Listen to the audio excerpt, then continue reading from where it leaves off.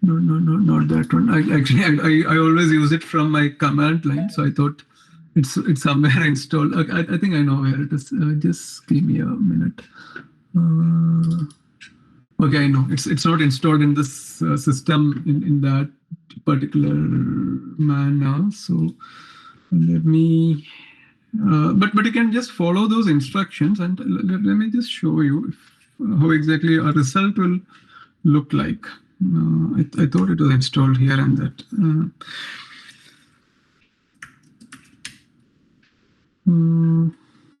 Sorry. So let me. So this is my folder, right? And so this, let's say this is my read one and read two FASTQ files. So you can see there are two FASTQ files out here. You can also visualize them today, read one and read two FASTQ files. So let me open this files using FastQC. So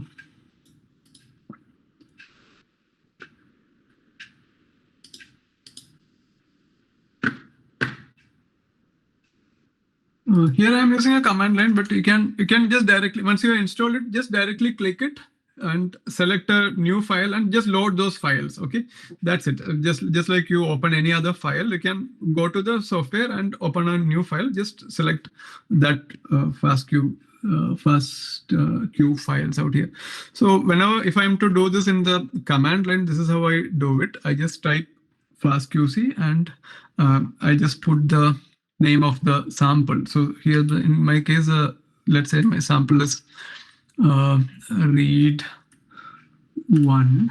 So this is my sample, right? The short sample one.fastq.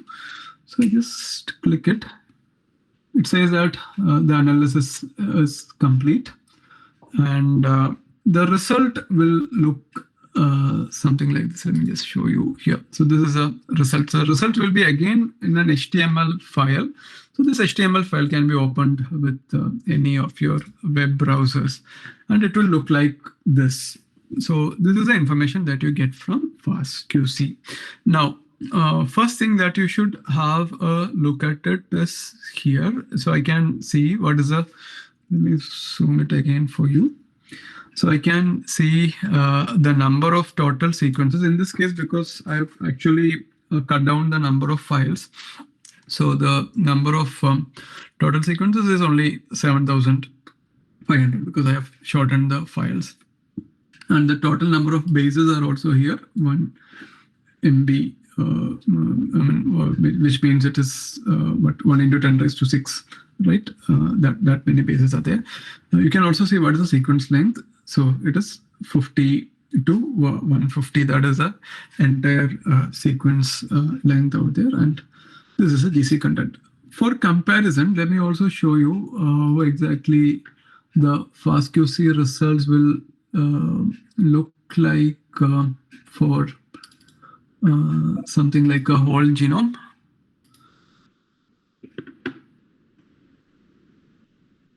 You can compare the numbers. So these many sequences,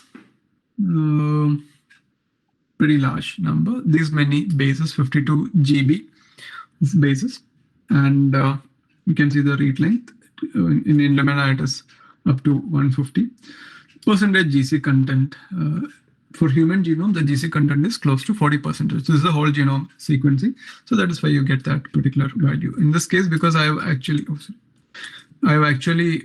taken a small fragment. That is why the GC content is it's showing us 50%. Look, it's an artificial sample, right? I'm taking only a small portion of my data and showing it to you. So that is some fundamental statistics that you get here. So you can see, for example, in your whole exome, you can have a fair bit of idea about the total number of reads. So I think generally when we do a whole exome, you should get something like I think 15 or 20 million reads. So that number should be there. If that number is not there, then obviously you'll have to go back and tell your sequencing company that the sequencing was not adequate. I mean, the numbers are really low. This has happened to us a few times. They send us the data, and the moment we look at the data, we know that there's something grossly wrong with the sample, and we have asked them to give us a repeat result.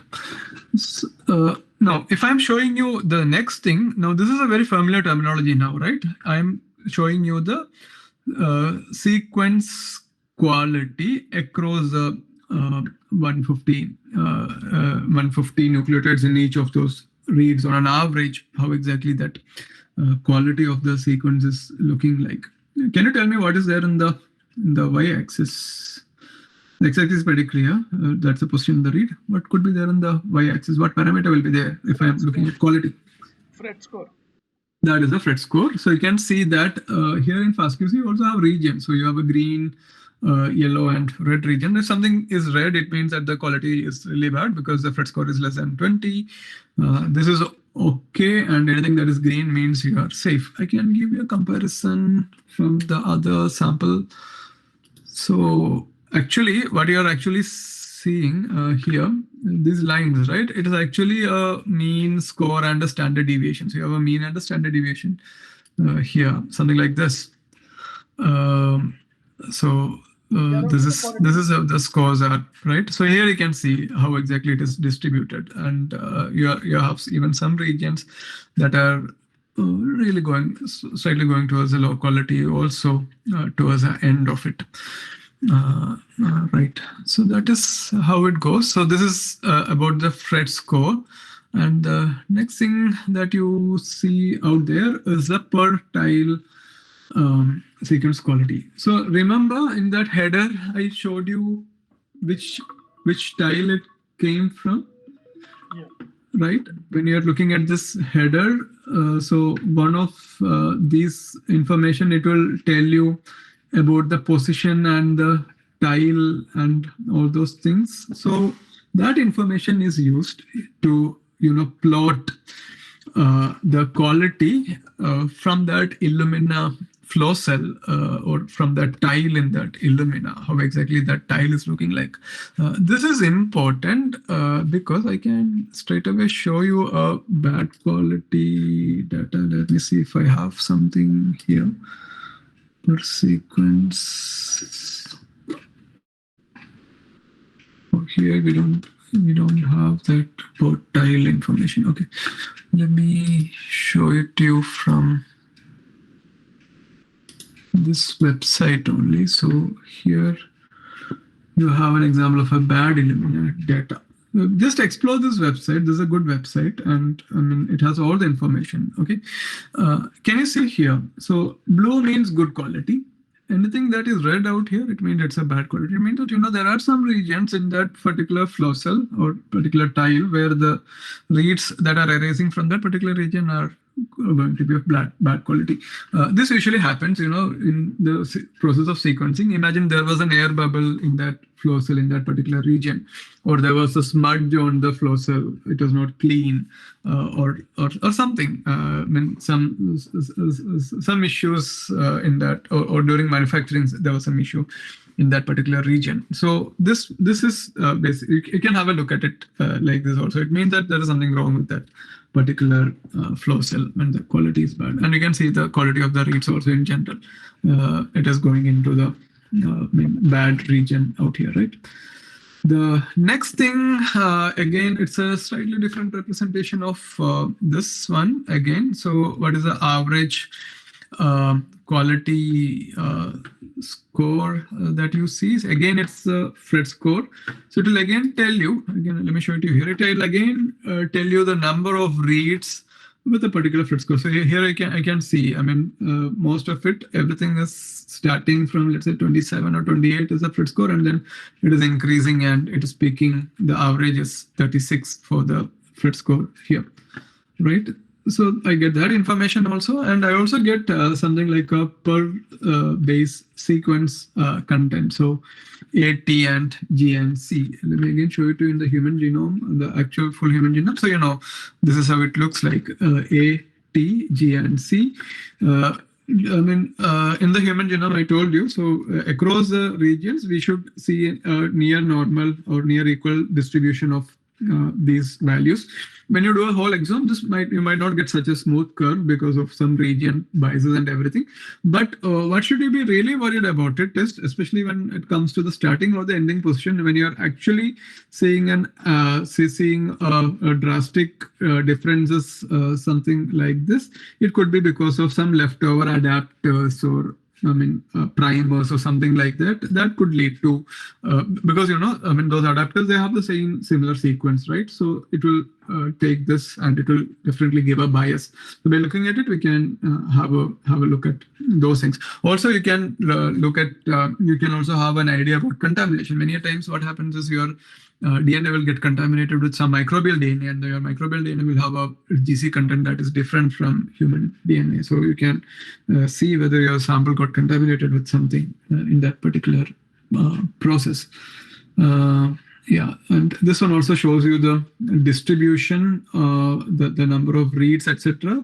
With the GC content. So it's usually supposed to be a pretty smooth curve like this. Again, when you see a slightly different peak or additional peaks out here, you might think of some contamination towards your sample with something with an altered GC content.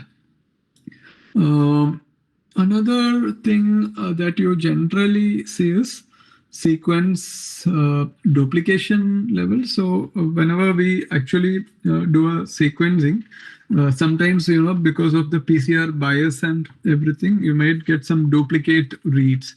When I say duplicate reads, this means that those reads have the same start point and the end point. They're exact duplicates of each other. They have the same start point and the end point, which is not something that we really want in sequencing. Because it will introduce some bias. I'll tell you what exactly those biases are when you go downstream into data analysis. But this will tell us about something like, you know, so here you know that most of our reads, more than 70, I think this is percentage. So nearly 80% of your reads are only one reads each other, and few of them are having duplicates also. We generally tend to remove these duplicates during our analysis. I'll tell you the reason why later. We can also have a look at overrepresented sequences. So it says there are no overrepresented sequences. This is something that is again very common when, for example, when your isolation is not really pure. I'll give you an example. You are isolating a blood genomic DNA sample, and sometimes because your RBCs are so rich in globin mRNAs, sometimes you get a globin mRNA contamination, which means that, you know, your DNA isolation was not really proper. I mean, you didn't properly remove the RNAs in that step. Another example is obviously some unwanted, unknown sequences due to contaminations. They can come as overrepresented sequences. We also get an information about the adapter. So ideally, I told you during our processing, usually the adapters are removed and given to us by the machine. So you only get the actual reads. Adapters are removed before you get the FASTQ files. But sometimes, you know, some adapters, they tend to remain, which might again interfere with our analysis. So we have to look for adapters. So here I can see there is some slight increase, very minimal increase in some poly A stretches right out there. This could be some artifact from sequencing or during amplification or something. But you can see the levels are way too low, even not even reaching, let's say, 1% or something. So most likely I will ignore it. But let me see if they have given a good example of this one. So you can see here, you get a lot of overrepresented sequences in that bad example that they're given. So one of them, they are telling that it came from the Illumina primer itself, right? So the sequences come from Illumina primer, which we may have to remove. But when it comes to others, you don't know where exactly this thing has come from. Ideally, what you should do, you should try to identify where exactly that sequence has come from. How do you know where exactly this nucleotide sequence has come from? You perform a this way, you do a primer blast or something. You perform a blast to see which genomic region has that similarity or which organism has that sequence out there. So you can just perform that analysis and identify what is the cause of such a large number of overrepresented sequence. So these are the usual things that you get from a FastQC report. I think I have already. I can share this link also with Sir, so that please have a look at this FastQC report, because this is very important. If your input quality is not good, then your output is gonna equally suffer. And let me conclude by telling you one more step. So once you have such a bad read or bad quality read, what you can do, this one is a really bad quality read. I really will think multiple times before taking it down for any downstream analysis. But in general, when you get a fairly good, okay enough reads like this, for example, you take this one where you have some problems somewhere here and there, and you know that you see the Phred score. It's starting from 19, and then there are some regions where it is going to 30 and even going higher than that as well. But what will I do with all those reads that are having a relatively low quality?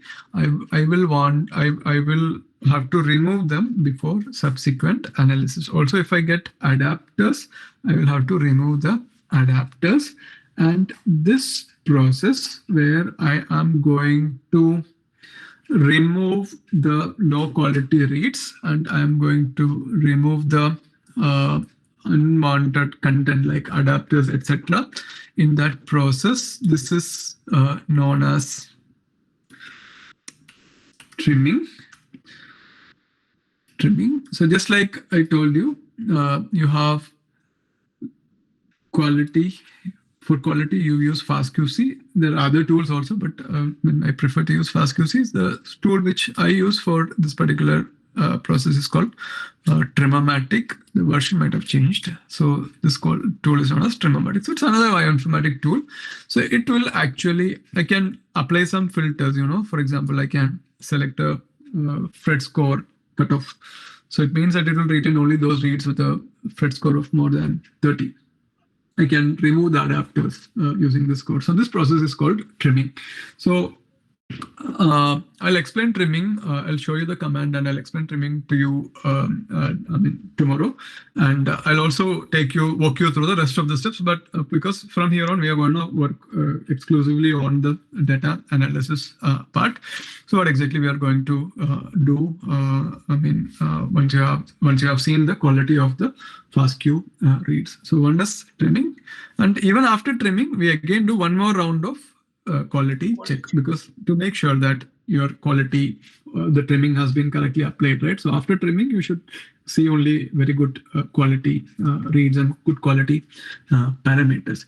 So please install FastQC in your systems and have a look at those files, quality and also. I think you have these two samples. You can just work on sample 1 and sample 2 for today, and if you are further interested, even you can have a look at this ones also. You have this paired and actually I've given you a total of some, I think, 6 FastQ files. So few of them are after the trimming, so you can even have a look at them, how exactly it will look like after trimming. Okay, so you can just have a comparative analysis how exactly it goes.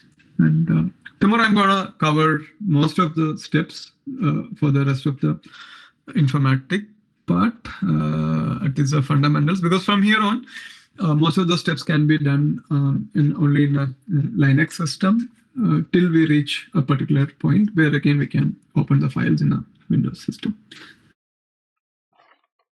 So what the story, Right. so the story so far that I have understood is that we took the DNA, we ligated the adapters, then we put it in the flow cell, we got the data. This data, now we have checked up the quality of the data. Story as Right. of now. And then we did some Yeah. trimming in case there were certain unwanted things. You have a tool for trimming, you trim it up, then once again check up the data quality. Only when the quality Yeah. is good are we going to the next step. Right. Exactly. Right.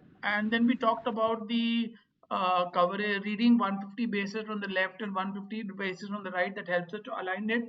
The dual reading, Yeah. that helps us So align. that explains why I have 2 files per sample, right? Okay. And obviously the two Read sample one and sequence read will not be the same because one is coming from one end and the other one's coming from the other end. yes. Great. Got that. Chal, we'll catch up tomorrow in that case.